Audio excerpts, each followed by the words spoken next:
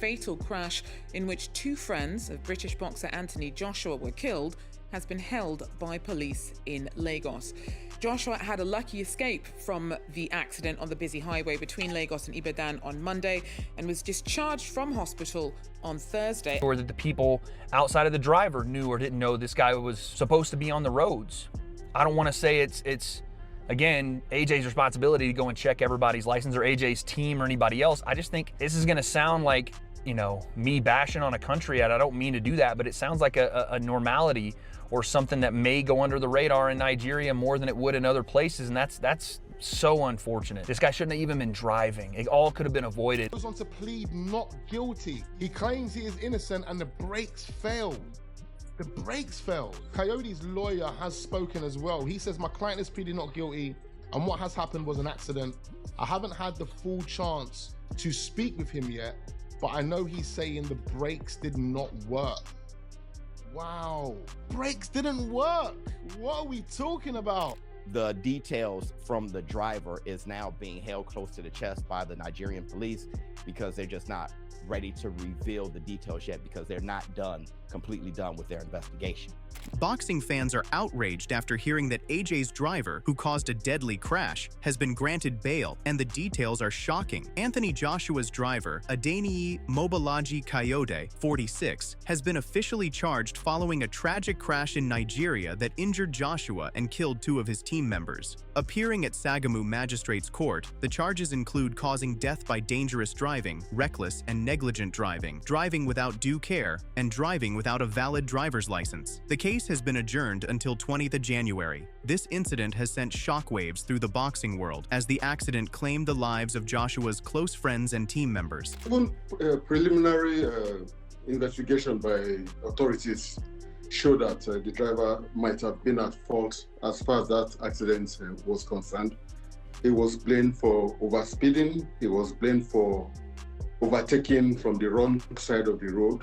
And then not just this driver alone, the second driver involved in this accident, that is the driver of the truck that is Anthony Joshua's car collided with, is also been looked for. I think he went on the run immediately after this accident happened. And it seems to me authorities are trying to show the world that when things like this happen, they're able to act and able to prevent it happening again. The crash claimed the lives of Anthony Joshua's personal trainer, Latif Ayodele, and his strength coach, Sina Ghami. The pair were traveling with Joshua when their vehicle collided with a stationary truck on a highway in Ogun State near Lagos. The tragedy has left the boxer heavy-hearted, as described by state officials. Both men were close friends of Joshua, and their loss has deeply affected him. Following the accident, Joshua expressed his thoughts, mourning the devastating loss.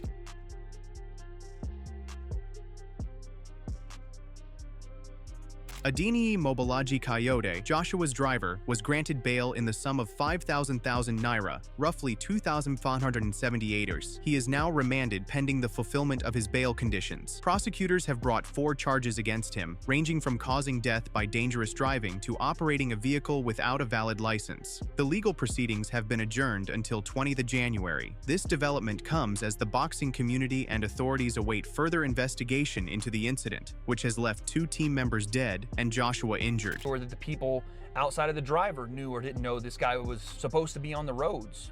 I don't want to say it's again, AJ's responsibility to go and check everybody's license or AJ's team or anybody else. I just think this is going to sound like, you know, me bashing on a country, and I don't mean to do that, but it sounds like a normality or something that may go under the radar in Nigeria more than it would in other places, and that's so unfortunate. This guy shouldn't have even been driving. It all could have been avoided had they had someone with a valid driver's license that understands the rules of the road, the safety of which he has to take care of the people in the car. No wonder the guy was driving recklessly. He probably had never been taught the rules of the road, and it's just hop in a car, learn on your own, figure it out, and here we go. I just can't believe it. Ogun and Lagos state officials reported that Anthony Joshua was heavy-hearted following the deaths of his personal trainer and strength coach. After being discharged from the hospital, Joshua personally visited the funeral home where the bodies were being prepared for repatriation. The 2 men were not only his colleagues, but also close friends, making the loss particularly devastating. The boxer's public mourning highlights the personal toll of the tragedy, showing a side of Joshua beyond the ring as he grappled grapples with grief and the sudden loss of two trusted members of his team.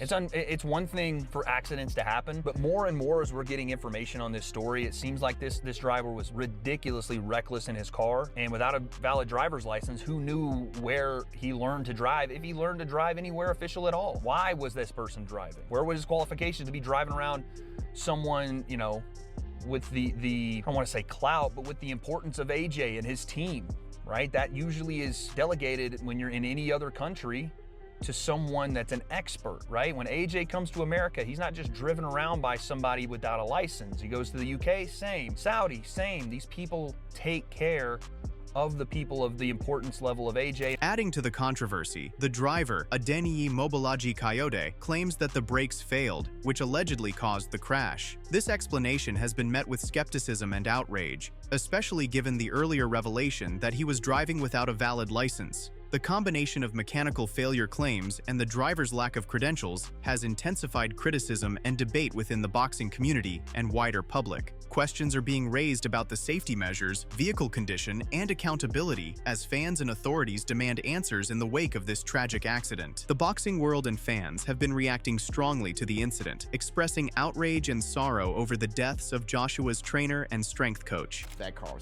was spinning out of control, or we don't know exactly why Coyote, the driver of AJ's Lexus SUV, decided to make that maneuver, which struck a truck illegally parked on the side of the road. So just a lot of stuff, illegal things caused this accident and ultimately the lives of Lats and Sina.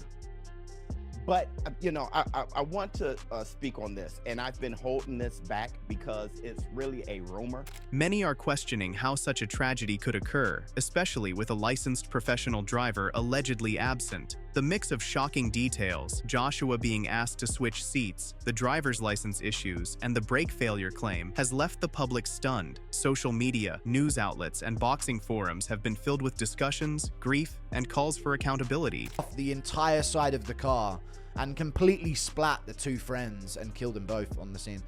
It must have been an insane amount of speed, which would explain why the driver of the truck that AJ's car crashed into immediately fled the scene, or the driver in the Anthony Joshua car crash has been released from hospitals, potentially facing charges for reckless driving. The driver of the truck that AJ's car crashed into immediately fled the scene.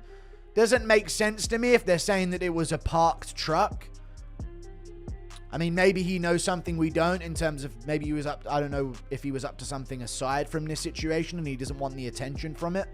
But I don't see how the driver would flee the scene if he was parked, unless he was parked incorrectly. Meanwhile, the driver's claims of innocence have sparked a furious reaction. Adeniyi Mobolaji Kayode has suggested that the crash was caused by brake failure, seemingly in an attempt to deflect responsibility and escape the severity of the charges. These statements have angered the public and the boxing community, who see them as an attempt to evade accountability for a crash that killed two of Anthony Joshua's closest team members. The backlash highlights the outrage and disbelief surrounding the driver's defense. Joshua's driver did not even have a valid driver's license. Coyote goes on to plead not guilty. He claims he is innocent and the brakes failed. The brakes failed. Coyote's lawyer has spoken as well. He says, my client is pleading not guilty and what has happened was an accident. I haven't had the full chance to speak with him yet, but I know he's saying the brakes did not work. Wow. Brakes didn't work. What are we talking about? He says, I also understand that the journey started in Lagos and that initially Anthony had got into the front seat, but the driver asked him to swap seats. If it wasn't for the driver asking him to swap seats, then he would have been Sina or Latif. With these new details, the car crash tragedy is getting even worse and drawing widespread backlash. At one point, the driver claimed he should be released because the brakes failed, and it also emerged that he was driving without a license. This has raised serious questions about oversight, with criticism aimed at Nigerian authorities for not being aware of his unlicensed status. The driver's reckless actions caused the deaths of two of Joshua's closest friends, and some have even criticized Joshua and his team for allowing someone so inexperienced and unprofessional behind the wheel. And negligent driving, driving without care, and attention and driving without a valid driver's license. What doesn't make any sense to me is why is AJ and his team allowing someone that doesn't have a license to drive them? But it's Nigeria, and look, we can't make these exceptions. We can't just say, oh, well, it's Nigeria. No. Like, what the hell we got going on here, bro? AJ is not getting into a car in the UK and being driven on the A13, as an example, by someone that doesn't have a license or who isn't legit to drive. It doesn't make any sense. Why is that the case over in Nigeria? Or why should it be any different over in Nigeria? Because we know, oh, there's bare fraudulent man driving around with no licenses and the police don't care about it. So, you know, we just have to accept it. No. What are we talking about? 2 people have lost their lives here, bro. Anthony Joshua's tragic crash has sparked mixed reactions worldwide and exposed a troubling side of the society we live in today. MMA personality Dylan Dennis highlighted a statement on Twitter, noting the grim reality of the situation. While Joshua was suffering in the car, people reportedly took out their phones to record the scene instead of offering help. No emergency assistance arrived, and no one intervened, underscoring how moments of tragedy can reveal the alarming distance society has drifted from basic humanity and compassion. And Dennis is the voice of truth here. The Anthony Joshua situation highlighted a serious issue. Filming dead bodies instead of trying to help shows a disturbing lack of humanity. And there were a lot of videos of the actual scene, and it was horrific. I can't even show it on YouTube. But everyone swarmed the vehicle. And this is another point I'm going to definitely hit home in this video. Where is the fucking humanity here? Everybody swarmed the vehicle with their phones out. And it's just, and AJ, no ambulance, no getting like emergency, like say, don't move him just in case something bad happened. You always hear that. Do not move the person who's just been affected by this. In case something terrible has happened, and by moving them, you make things even worse. I know it's Nigeria, yeah, but it's also 2026. As different angles of the story emerge, conspiracy theories around Anthony Joshua's crash have also intensified. Some suggest the incident might have been orchestrated, and the driver's repeated claims of innocence only add fuel to the fire. His wife also claimed the brakes failed, making the situation even more confusing. Questions are now rising about the car's ownership and why Joshua's team didn't verify the driver's credentials. Many are shocked that someone without a proper license, whose reckless driving killed 2 of Joshua's close friends, could be released on bail. The guy's wife, as you can imagine, is in hysterics. It says here, Coyote's son told the Daily Mail that his father was innocent, and it was just an unlucky accident. An unlucky accident. Mine said the brakes didn't work. The brakes didn't work. Unlucky accident. We're talking about AJ, out of all people, in a car, and you're zooming down the dual carriageway, more or less, doing 65 plus miles per hour, and the brakes don't work. How does the brakes not work? Like, that makes no sense to me. You now need to look into the car hire. Like, who did that car belong to you, bruv? Like, what do you mean the brakes don't work? I mean, and we're meant to be transporting AJ from one spot to another. The moment you tell us that, the moment the conspiracy theorists tell us this was a plot and someone tried to kill him, like, that's what they're gonna tell us, and that's all alleged. I mean, that's not coming from my mouth. I'm saying that's what the conspiracy theorists are gonna tell us. Amid the tragedy, Wade and other boxing personalities have voiced frustration over the situation, criticizing those who are shifting attention to what's next for Tyson Fury versus Anthony Joshua. They argue it's unfair to speculate about upcoming fights while Joshua is grieving the loss of his 2 close friends in such a tragic car accident. According to them, the focus should remain on supporting Joshua and his team during this devastating time, rather than debating future matchups or using the tragedy as fodder for boxing drama. I can't even imagine what that feels like, but you know, the people talking about AJ's boxing career, I've been seeing this over the last couple of days, like, what's gonna happen with this Tyson Fury fight? Who gives a right? Right now, who gives 2 Have some decorum, you know, let's have some respect for this man and what he's just gone through. I'll be honest with you, I don't care if AJ fights ever again, and it shouldn't be about fighting.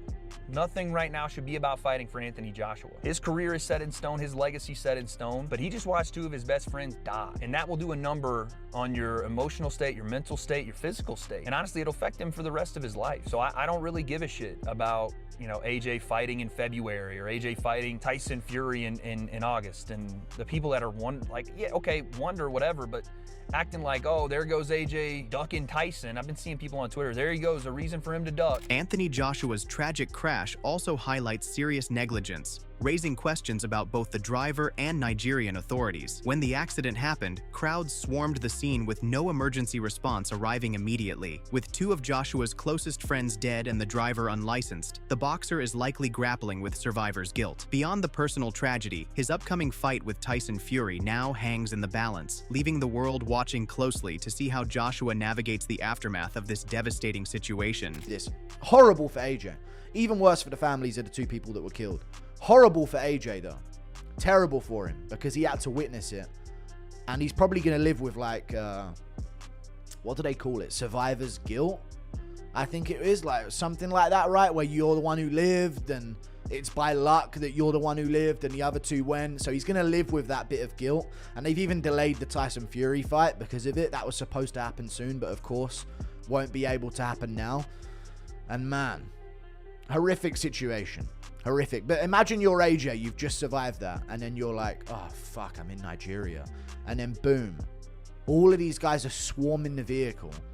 Some guy's pushing you out of the truck. You don't even know him. He's just a random guy that's reaching in saying, come on, let's get you out of here. No ambulance. You're not waking up to see a paramedic, which is what would happen. Assessing the gravity of the situation, Greg Hackett offered a sobering perspective, noting that the psychological weight of this tragedy could stay with Anthony Joshua for years. He suggested that if he were in Joshua's shoes, walking away from the sport would be a serious option. Hackett believes Joshua has been through an incredibly traumatic experience, one that goes far beyond boxing, and stresses that protecting his mental and emotional health should take priority over any future plans inside the ring. It's definitely going to because those obviously is two guys that he really, so it's definitely going to feel mentally. And you know, if I could put myself in his shoes, I probably wouldn't want to fight him.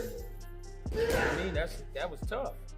Tough to be a part of, tough to see. You know what I mean? Tough to be around. You know what I mean? So I wouldn't even really be surprised if he said, you know, I'm done fighting.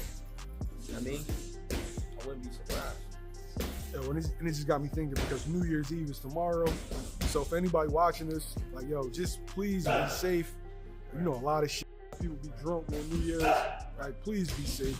If you gotta stay in the house, just stay in the house. And as this tragedy continues to unravel, more pressure is now falling on Anthony Joshua's driver, whose actions, lack of a valid license, and shifting claims have raised serious questions. Was this pure negligence or a failure at multiple levels that cost 2 lives? With bail granted and investigations ongoing, many believe justice still feels unfinished. What should happen next, and who must be held responsible? Share your thoughts in the comments, hit like to keep this story in the spotlight, and subscribe for real updates as the truth behind this devastating case continues to emerge.